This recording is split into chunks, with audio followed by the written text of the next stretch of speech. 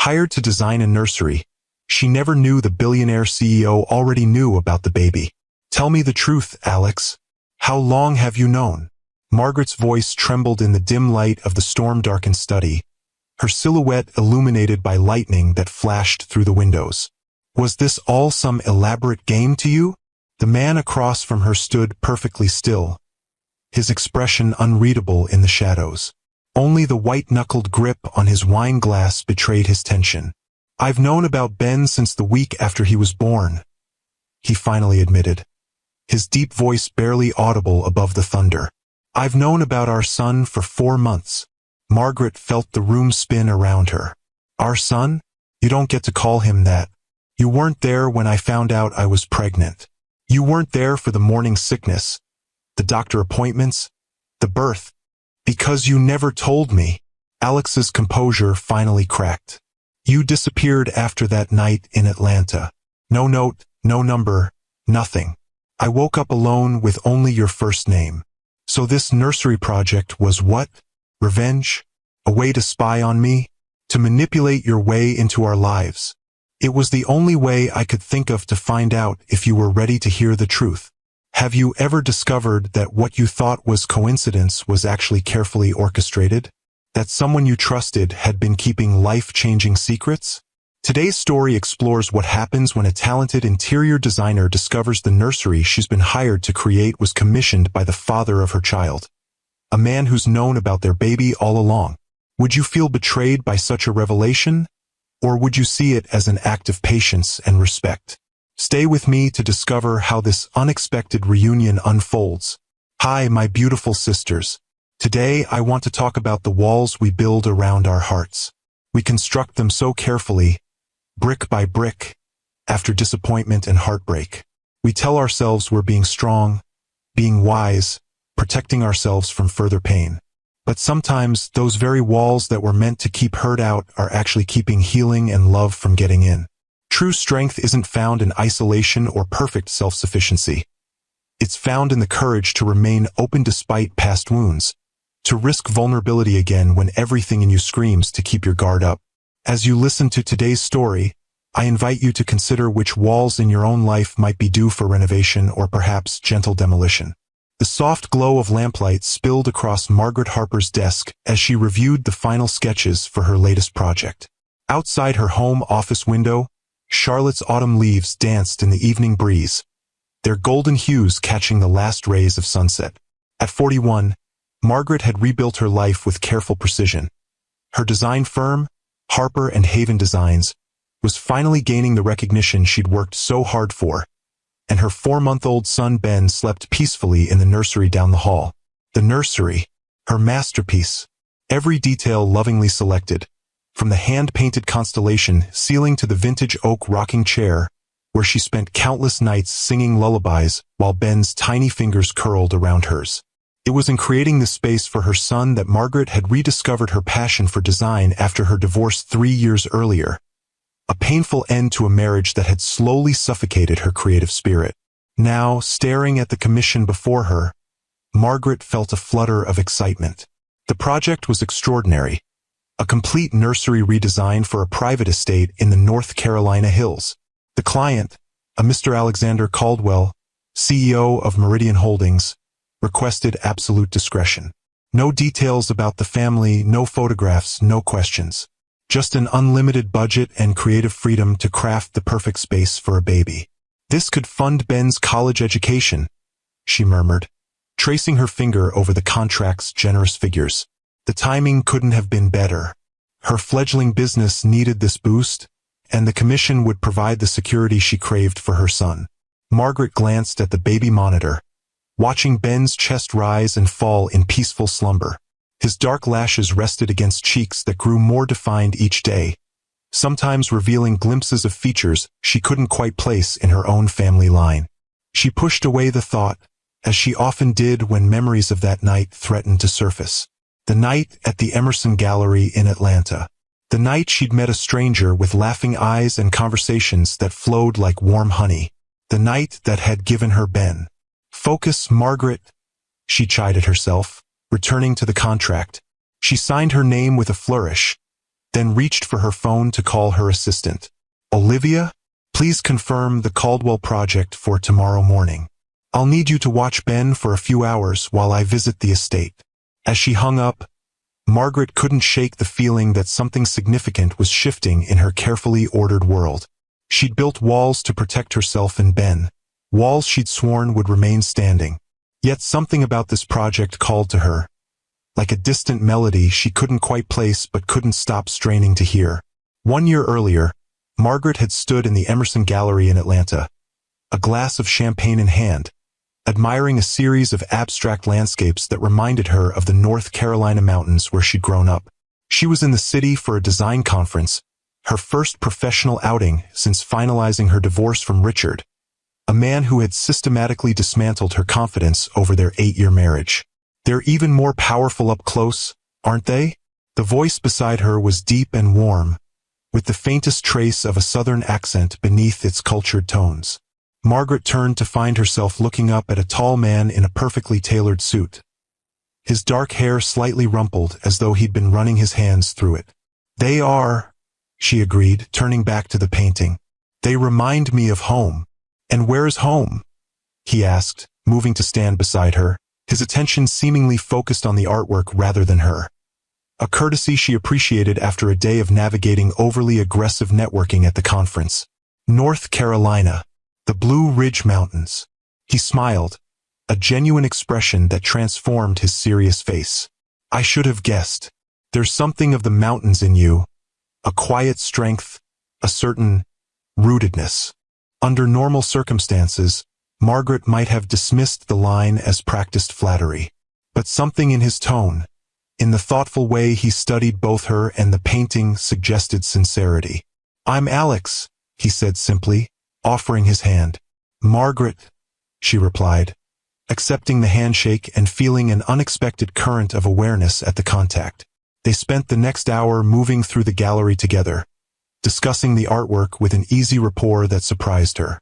He was knowledgeable without being pretentious, passionate about the pieces that moved him, and refreshingly honest about those that didn't.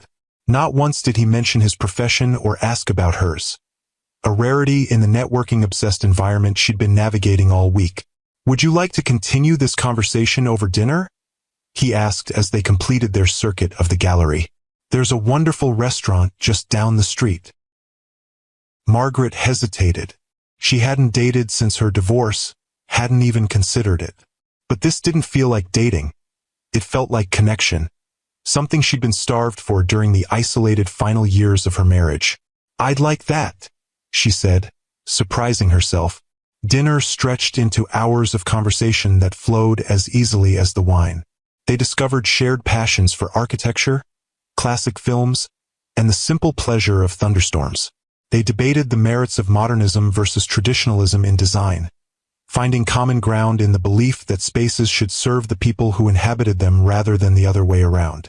Not once did Alex mention his last name or his company. Not once did Margaret feel the need to explain her divorce or her struggle to rebuild her career.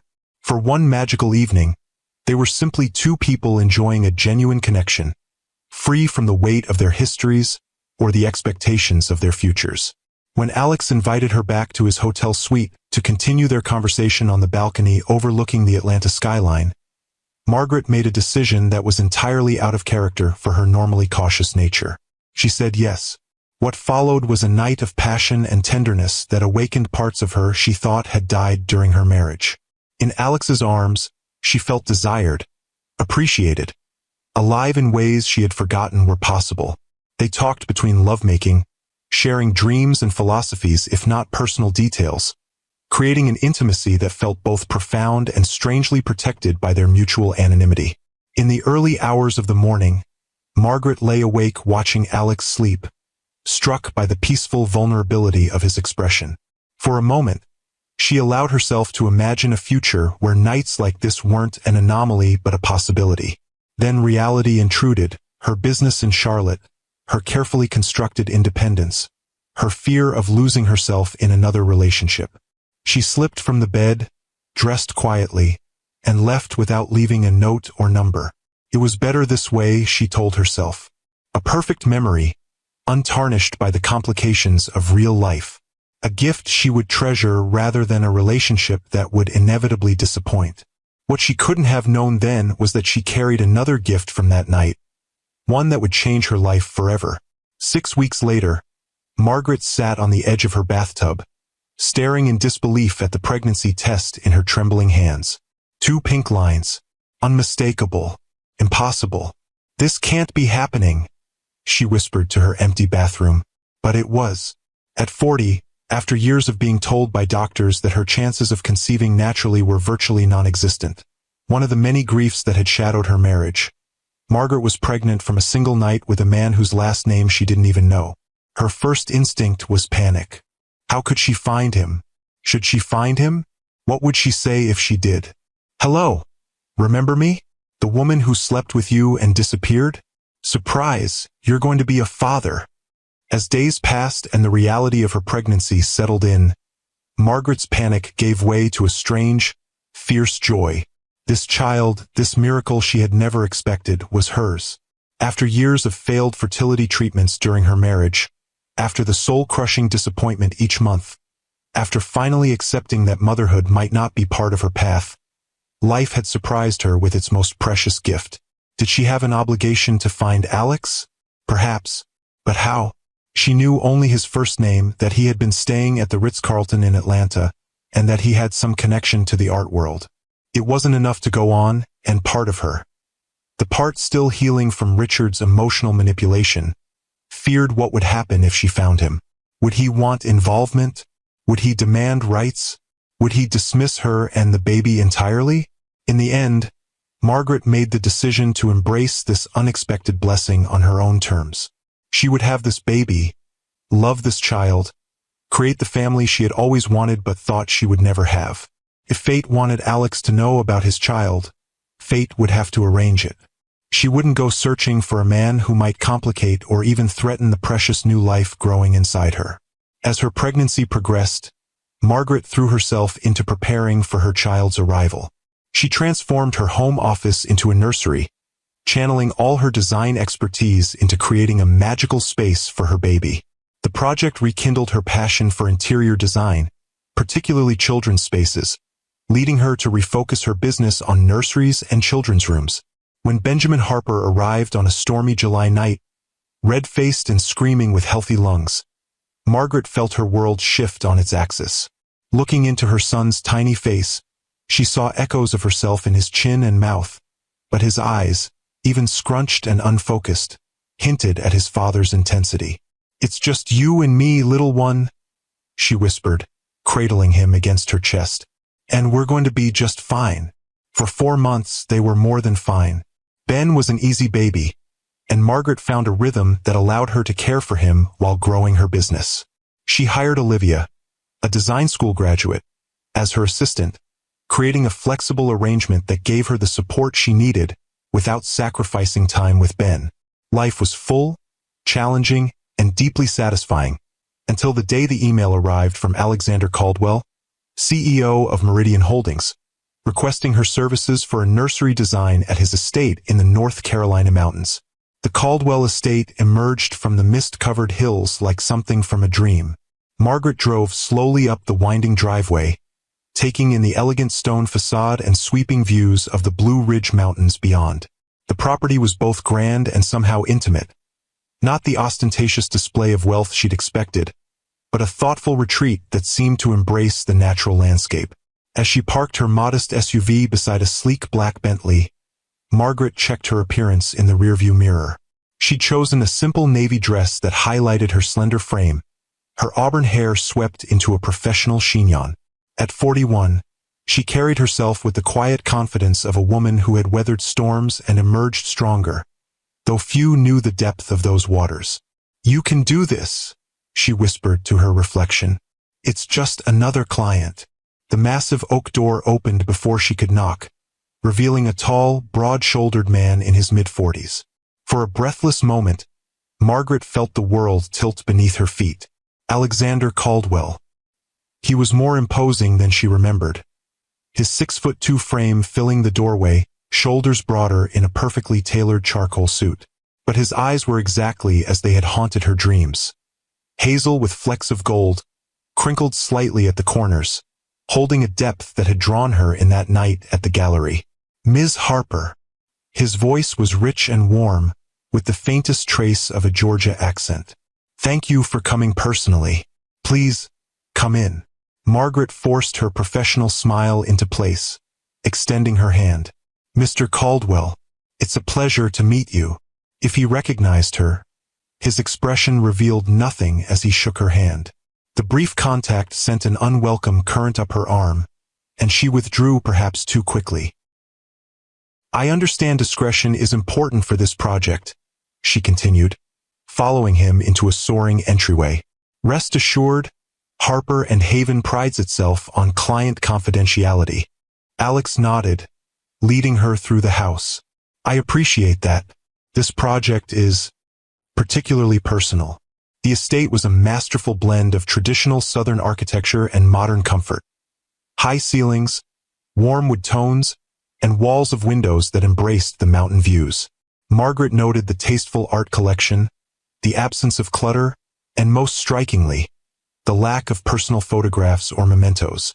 It felt like a beautiful, empty canvas awaiting life. The nursery will be here, Alex said, opening double doors to reveal a spacious, sun-filled room with bay windows overlooking a private garden. I'd like it to feel peaceful, natural, a place where a child could grow and dream. Margaret moved to the center of the room, already envisioning possibilities. Do you have any preferences for color scheme? Theme? Perhaps a woodland theme, he suggested, watching her closely. Soft blues, creams, natural woods. Nothing too trendy or overwhelming. Something timeless. She nodded, making notes. And the baby? Boy or girl? H.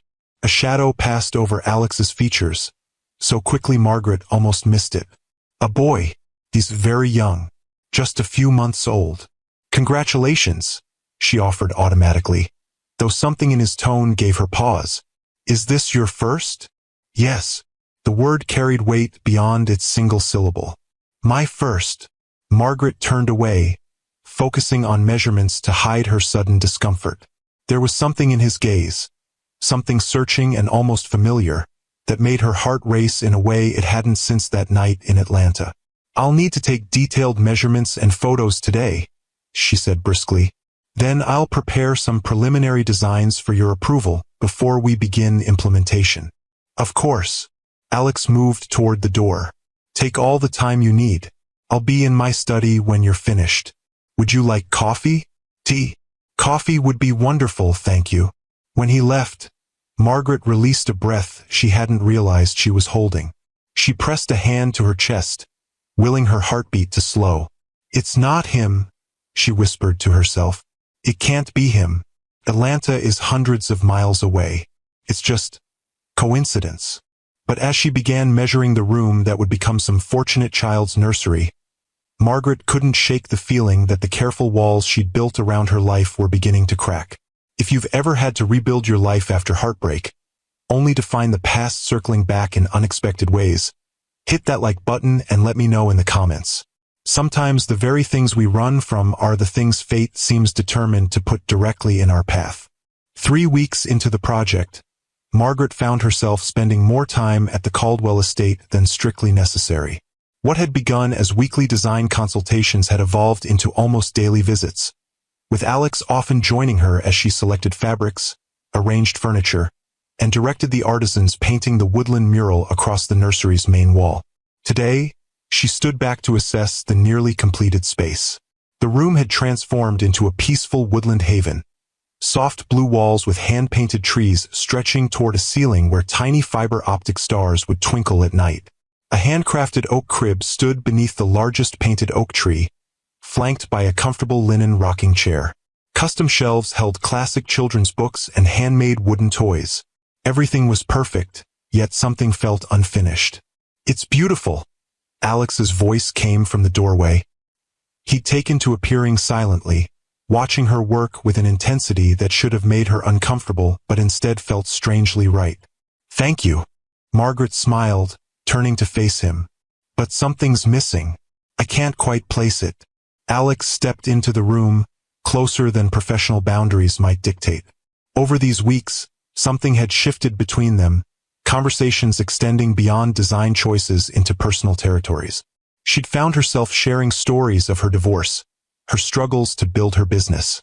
He'd spoken of his childhood in rural Georgia, his mother's early death, his drive to create something lasting. Yet they both maintained careful omissions.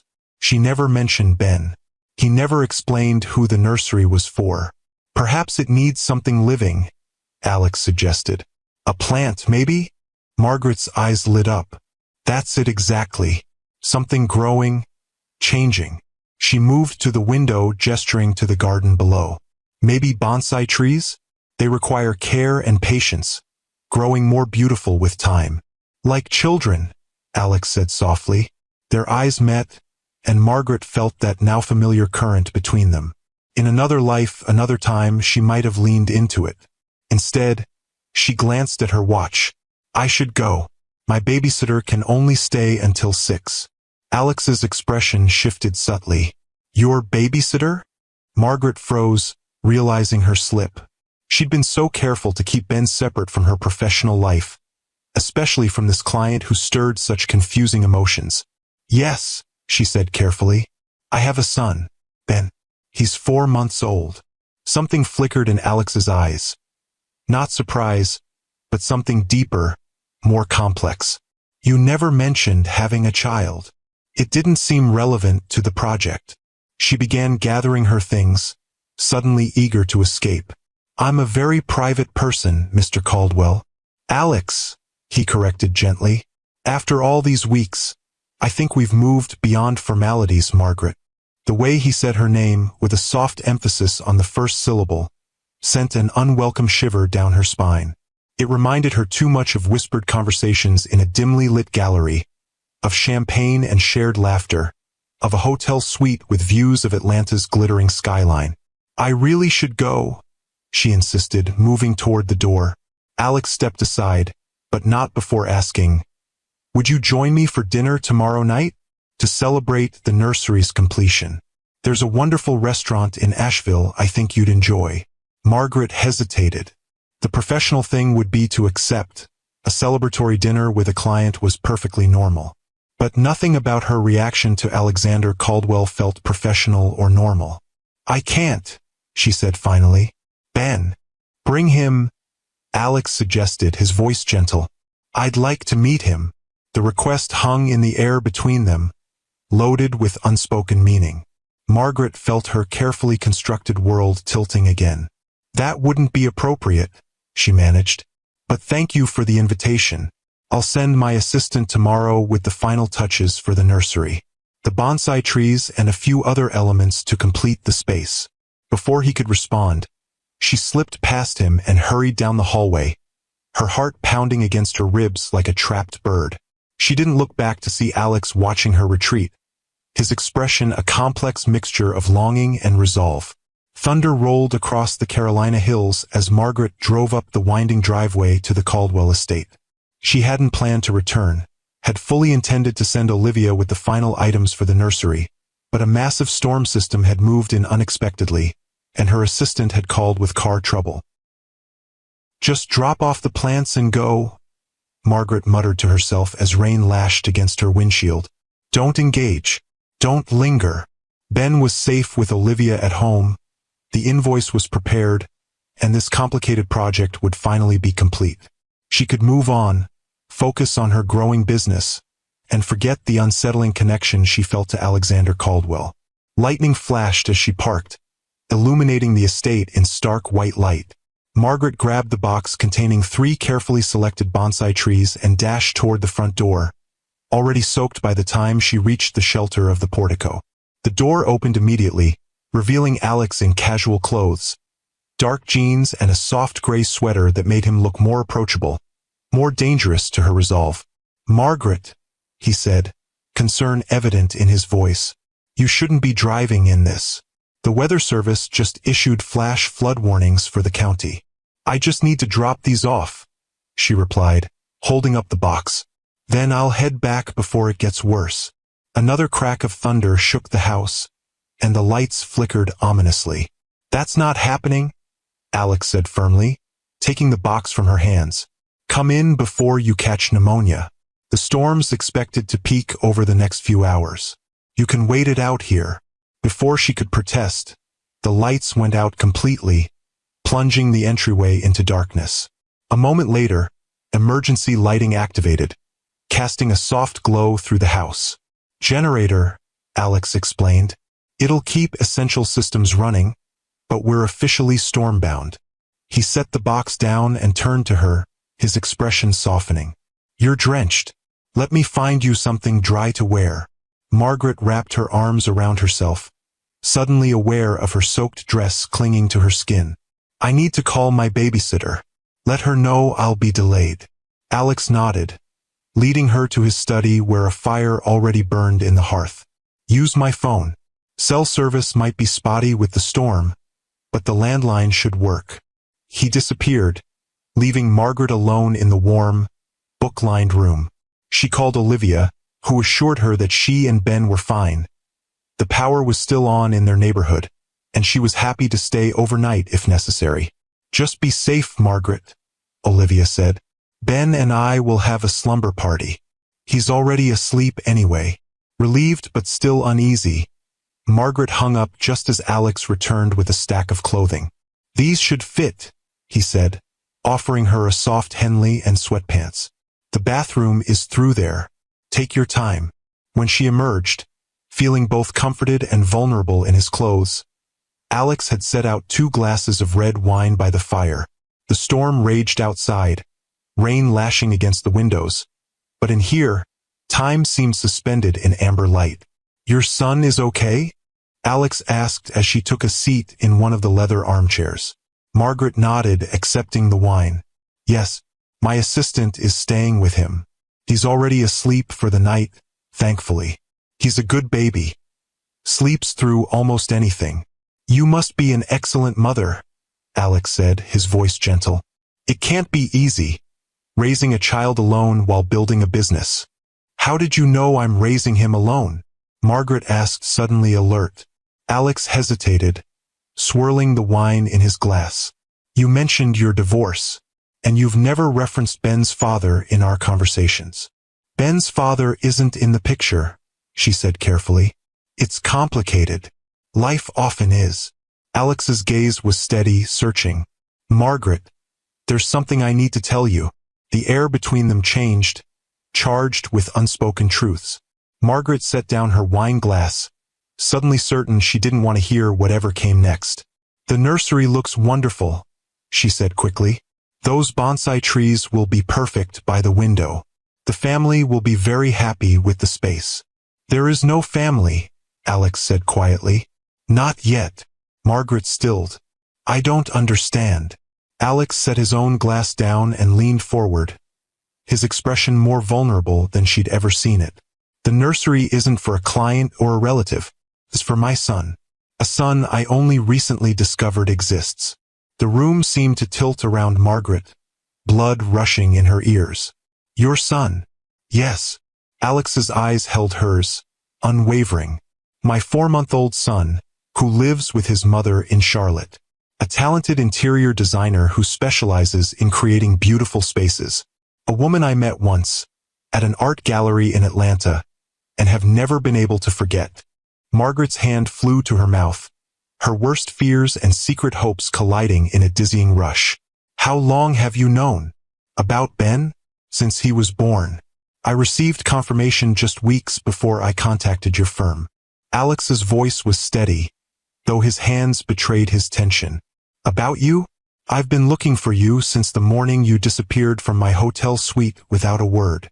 "That's not possible," Margaret whispered. "I left no trace. No contact information. I'm a resourceful man, Margaret. When something matters enough."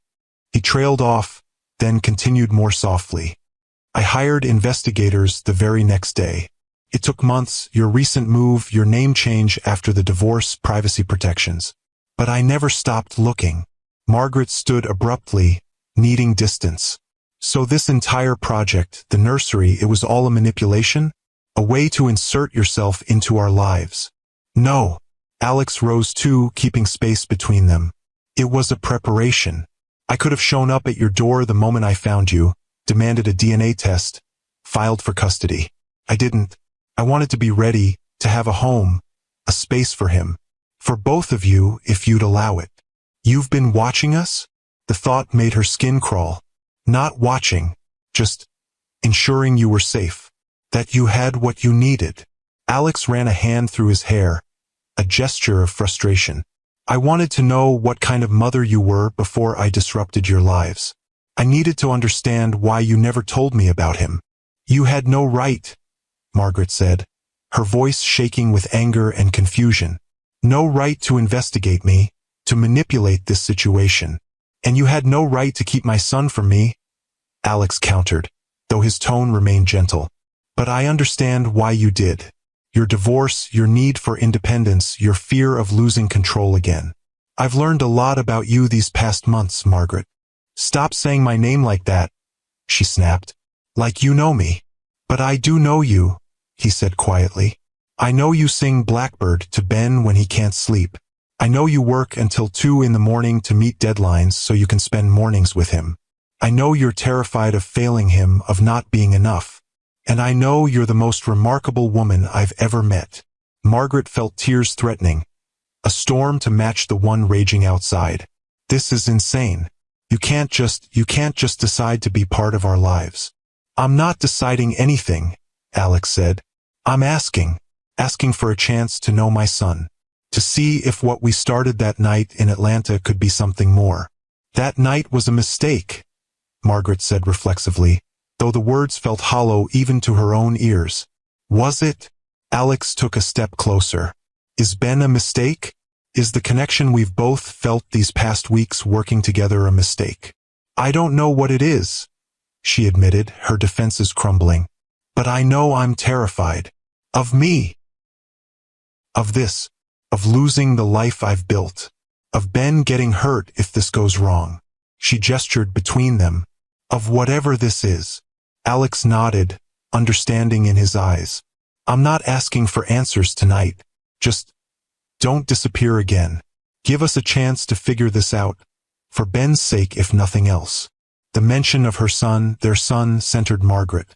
Whatever her feelings about Alex, about his methods, about the possibility of them, Ben deserved to know his father.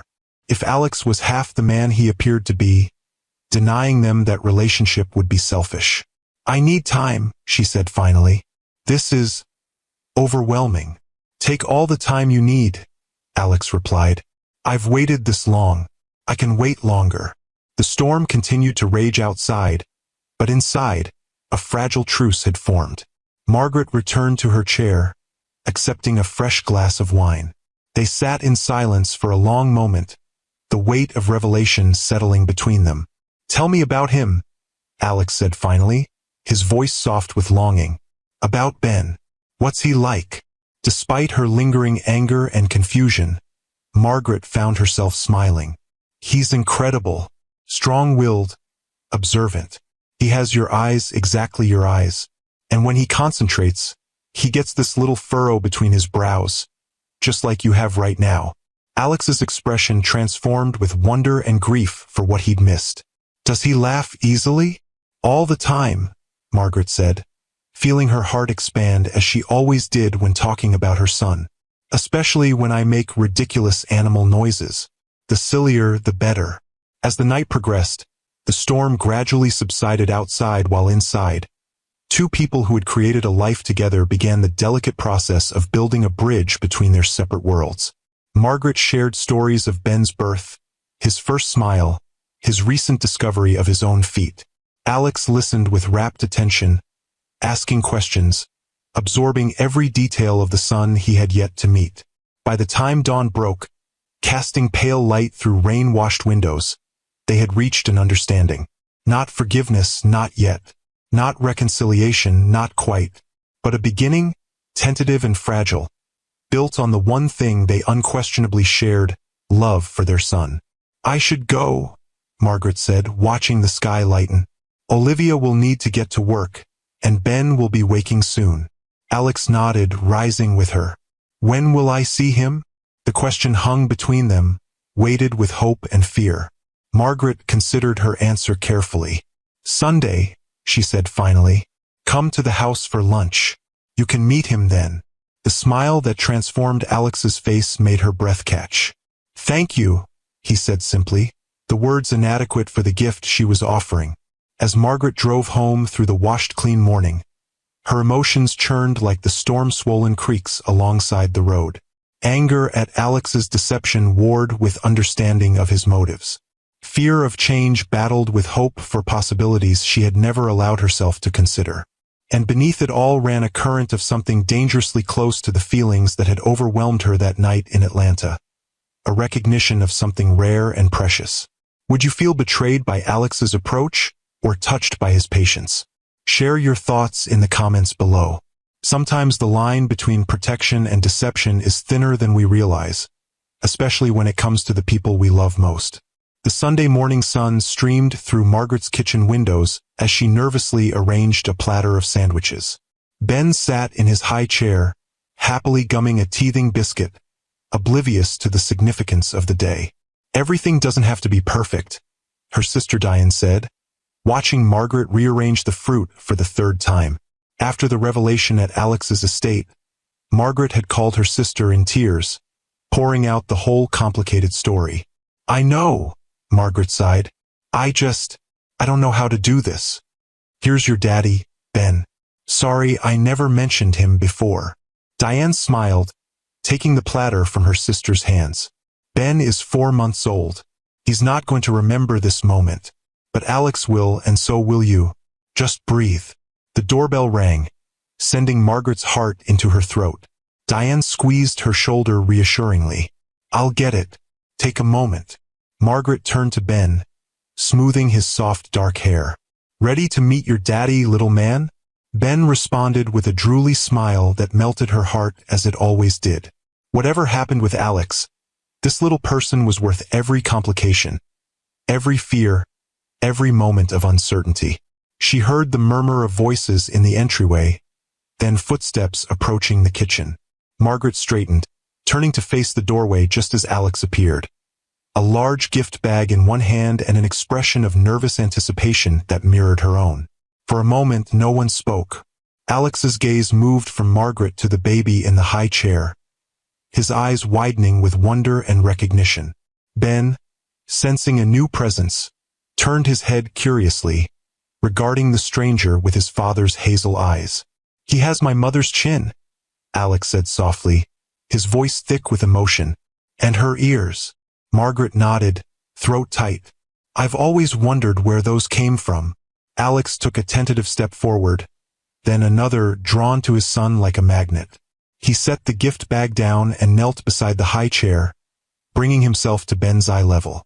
Hello, Ben, he said softly, his voice steady despite the emotion evident in his eyes. I'm your dad. Ben studied the newcomer with solemn curiosity, then broke into a sudden, gummy smile, reaching out a tiny hand toward Alex's face. The simple gesture seemed to undo the man completely.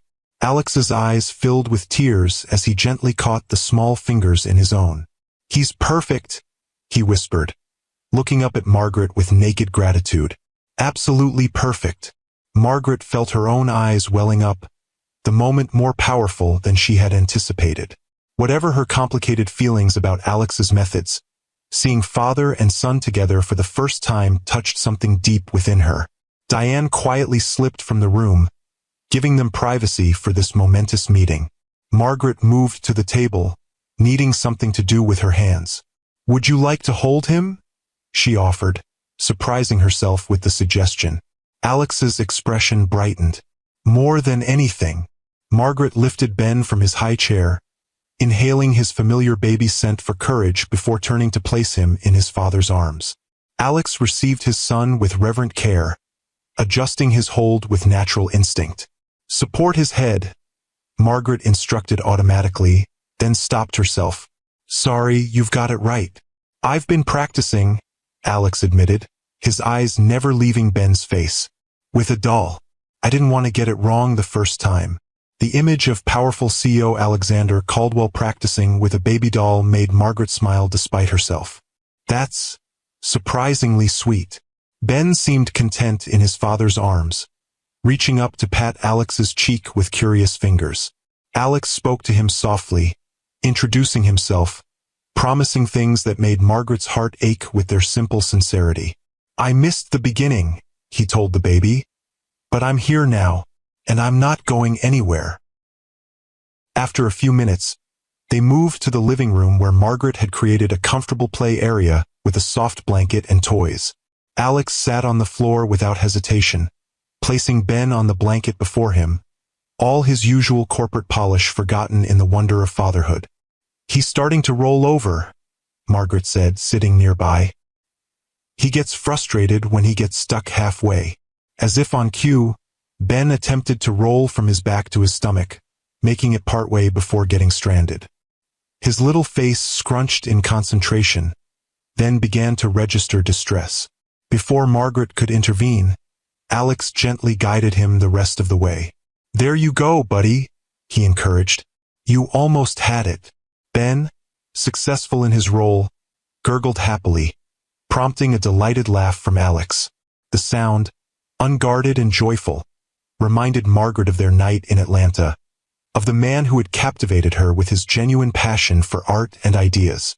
"The gift," Alex remembered suddenly, reaching for the bag he'd brought. "It's nothing elaborate. I wasn't sure what would be appropriate for a first meeting." Margaret opened the bag to find a handcrafted wooden music box, exquisitely detailed with forest animals that matched the nursery theme she'd created for both Ben's room and the one at Alex's estate. "It plays Blackbird," Alex explained, a touch of uncertainty in his voice. "You mentioned it was what you sing to him." Margaret turned the small key, and the gentle melody filled the room. Ben's eyes widened at the familiar tune, his little body stilling to listen.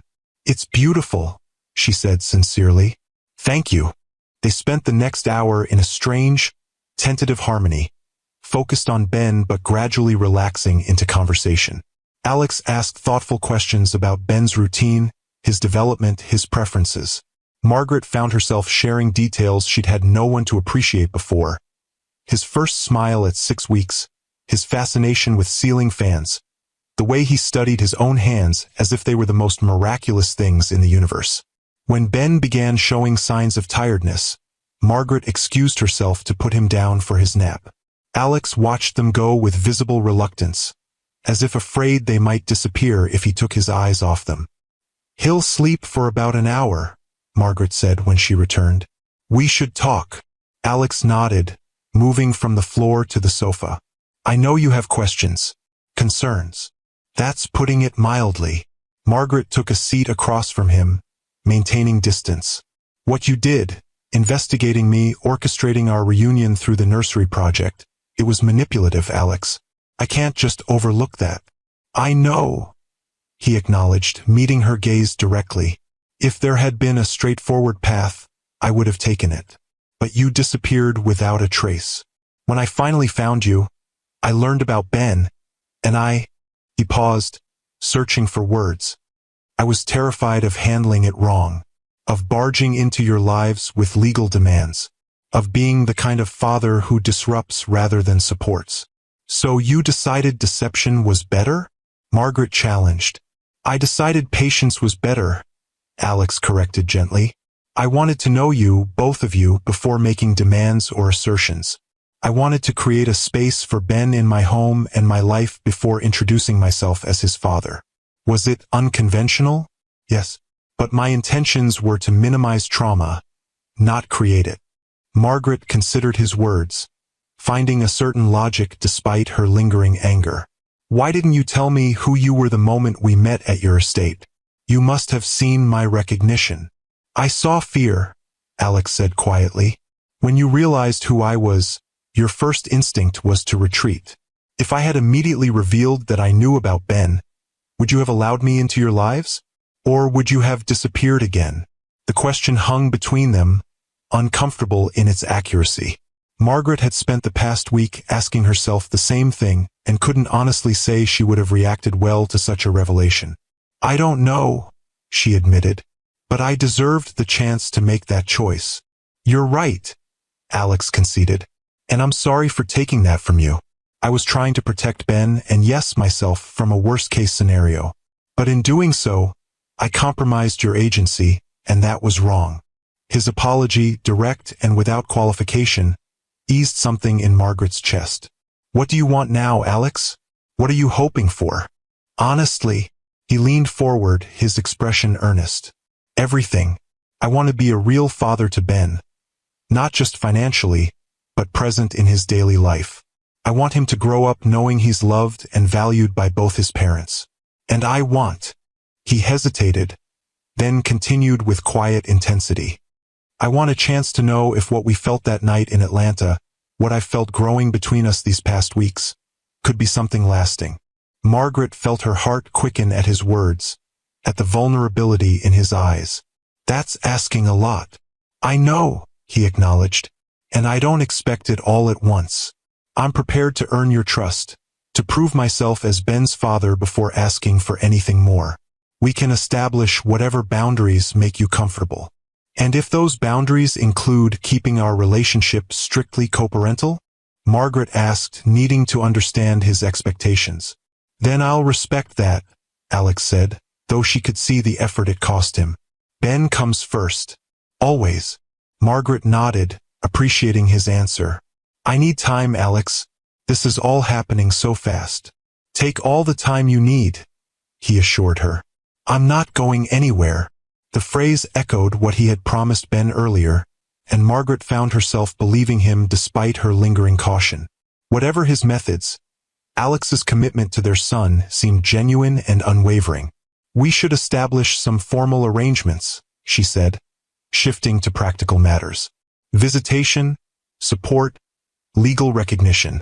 I have some thoughts on that, Alex replied, clearly relieved by her willingness to move forward. But I'd prefer we work with a family mediator rather than separate attorneys. Someone who can help us create an arrangement that truly serves Ben's best interests rather than pitting us against each other. His suggestion surprised and impressed her. Most men in his position would immediately leverage their wealth and power through aggressive legal channels. That sounds reasonable, she agreed. And in the meantime? In the meantime, I'd like to see him regularly. Build our relationship gradually. Perhaps I could come by a few evenings a week. Maybe take him for a few hours on weekends once he's comfortable with me. The billionaire CEO sounded almost hesitant, asking rather than demanding. Margaret considered the request. We can start with 3 visits a week, 2 evenings and Sunday afternoons. We'll see how Ben responds and adjust from there. Relief and joy transformed Alex's face. Thank you, Margaret. I promise you won't regret this. The baby monitor on the coffee table came to life with Ben's soft fussing, signaling the end of his nap. Margaret rose, but Alex's voice stopped her. Would it be all right if I got him? With you there, of course, he added quickly.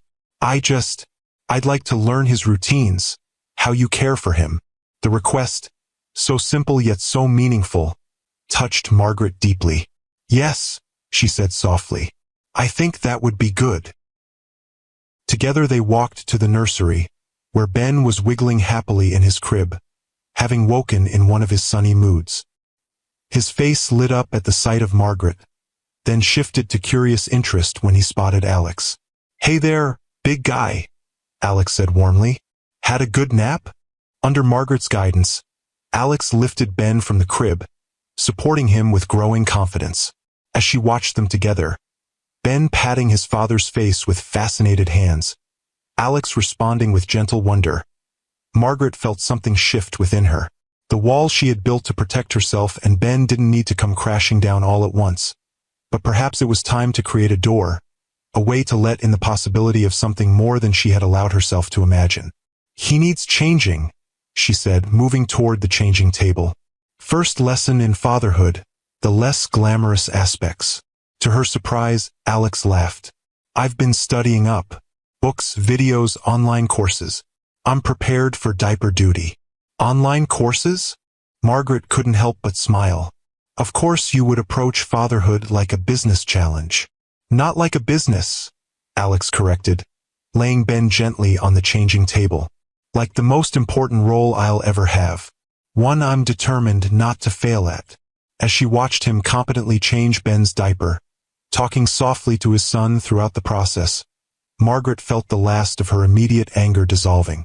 There would still be complicated emotions to navigate, boundaries to establish, trust to rebuild. But seeing Alex's genuine devotion to their son made it impossible to doubt his intentions, whatever his methods had been. When they returned to the living room, Diane had reappeared with lunch prepared. She observed the three of them with barely concealed curiosity and what looked suspiciously like approval. "So," she said as they settled around the table, Ben in his high chair between his parents, "I hear you're the one responsible for that gorgeous nursery Margaret designed, the one that's been featured in 3 design blogs already." Alex looked surprised. "It's been featured?" Margaret nodded, slightly embarrassed. "Olivia submitted photos to a few publications. It's generated quite a bit of interest in the business." "That's wonderful," Alex said sincerely. "Your work deserves recognition." The irony being that she created 2 nearly identical nurseries without realizing it. Diane pointed out with characteristic directness. One for her son and one for her son. The observation hung in the air for a moment before all 3 adults broke into laughter, releasing some of the tension that had lingered throughout the day. Ben joined in with happy babbling, seemingly pleased by the adults' amusement. "Life has a strange way of coming full circle," Alex acknowledged, his eyes meeting Margaret's across the table. "Sometimes we end up exactly where we're meant to be, even when we take the most circuitous route to get there." As the afternoon progressed into evening, Margaret observed Alex with their son, noting his natural instincts, his genuine delight in even the smallest interactions. When it came time for him to leave, she saw the reluctance in his eyes, the way he lingered over his goodbye to Ben. "Tomorrow evening?" he confirmed at the door. "I could bring dinner. Save you from cooking after your workday." "That would be nice," Margaret agreed, surprising herself with how much she meant it. After he left, Diane helped her clean up while Ben played on his activity mat. "So," her sister said casually, "what happens now?" Margaret sighed, sinking onto the sofa. "We figure out how to co-parent. How to give Ben the father he deserves." "And what about you?" Diane pressed gently. "What do you deserve, Maggie?" The question caught her off guard. "What do you mean?" I saw how he looks at you. And despite your very justified anger, I saw how you looked at him too." Diane sat beside her. "Is there a chance for something more than co-parenting?" Margaret thought of Alex's words earlier. His hope for everything. His willingness to earn her trust. His patience. She thought of the connection they'd shared in Atlanta, and the deeper one that had grown during the nursery project, built on genuine appreciation and understanding rather than just attraction. "I don't know," she admitted. "Maybe, eventually. But right now, Ben has to be our priority." Diane nodded, respecting her sister's caution. "Just don't use Ben as an excuse to keep your own walls up forever. That little boy deserves happy parents, not just coexisting ones." After Diane left and Ben was settled for the night, Margaret found herself drawn to the music box Alex had brought. She wound it gently, letting the sweet melody of Blackbird fill the quiet house. As the familiar notes played, she thought about the nursery she had created at the Caldwell estate, a space she had poured her heart into without realizing she was designing it for her own son. Perhaps there was a message in that coincidence, a sign that despite her careful plans and protective walls, life had its own designs. The thought was both terrifying and strangely comforting. If this story of second chances resonates with you, subscribe to Timeless Love Tales for more stories of healing and redemption. Sometimes the most beautiful beginnings come after what we thought were endings. 1 year later, the autumn sun cast golden light across the lawn of the Caldwell estate, where a small gathering had assembled to celebrate Ben's first birthday. The little boy, now walking with determined if wobbly steps, toddled between guests with confident curiosity, secure in the knowledge that he was surrounded by people who adored him. Margaret watched from the porch as Alex chased their son across the grass, Ben's delighted squeals filling the air. The past year had been a journey of careful steps forward, occasional steps back, and gradual building of trust. They had established a co-parenting relationship that put Ben's needs first, with Alex proving himself to be the devoted father he had promised to be. "He's good with him," Diane observed, joining Margaret with 2 glasses of champagne. "Better than good, actually."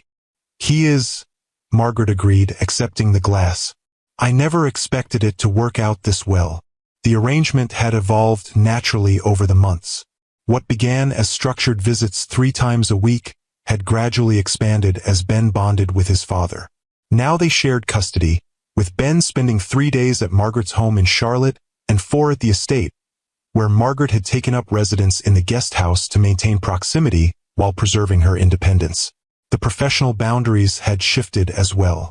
Alex had become Margaret's most significant client, commissioning her to design not just the nursery but several spaces throughout the estate, transforming the once impersonal showplace into a true home.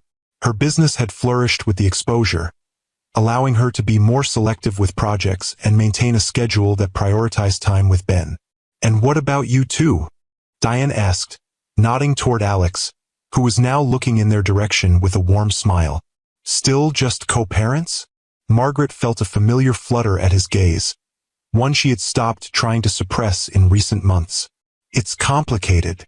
"It always is," her sister replied with a knowing smile. "But some complications are worth navigating." Before Margaret could respond, Alex approached with Ben in his arms, their son's face smeared with the icing from his birthday cake. "Someone wants his mama," Alex said, transferring the squirming toddler to Margaret's waiting arms. "And possibly another piece of cake, though I'm trying to convince him that's not happening." "No more cake, Mr. Margaret confirmed, kissing Ben's sticky cheek. "You've had plenty of excitement for one day." Ben babbled happily in response, a stream of almost words that included recognizable attempts at mama and dada. His language skills were developing rapidly, another trait Alex insisted came from Margaret. "The photographer wants to do family photos before the light changes," Alex said. "If you're ready, family photos." The phrase still gave Margaret pause, not because it felt wrong but because of how right it had come to feel. The 3 of them had fallen into a rhythm that worked, a partnership centered on Ben but increasingly comfortable in its own right. "Let me clean him up first," Margaret said, reaching for a baby wipe. "Can't have him looking like he fell face first into the cake in his official birthday photos." Alex laughed, the sound warm and relaxed in a way it hadn't been when they first reconnected. "I don't know. It might be more authentic that way."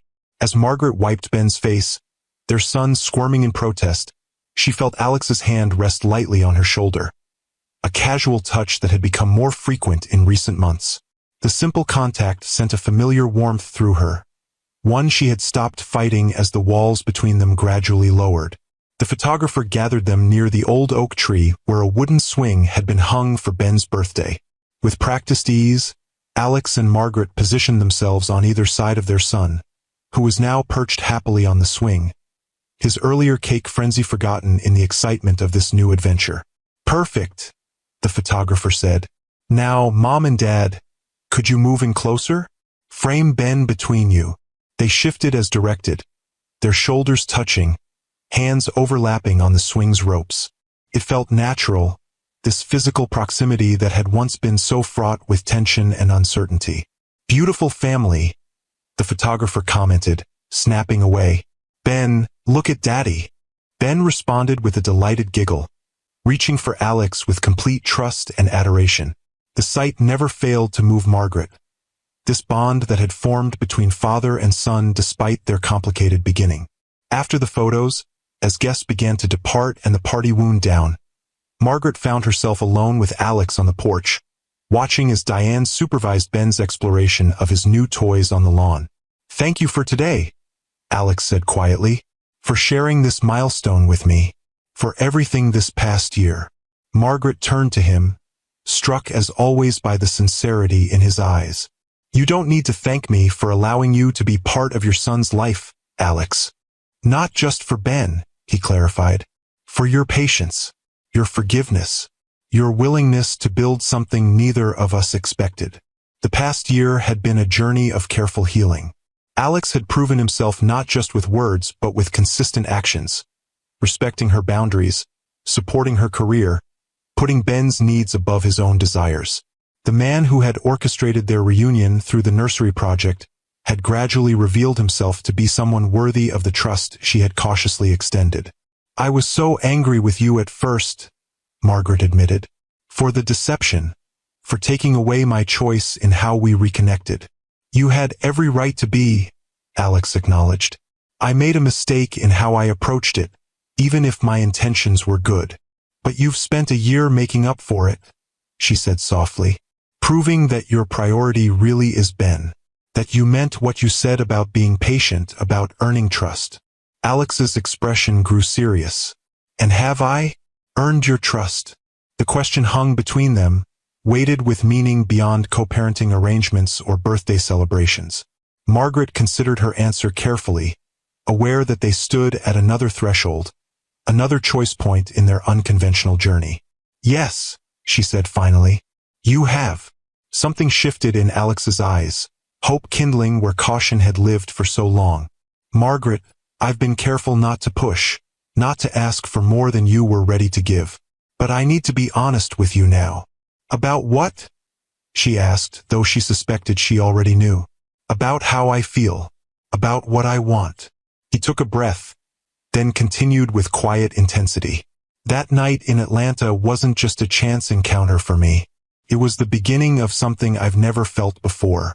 And this past year, watching you with Ben, working beside you, building this family together, it's only deepened those feelings."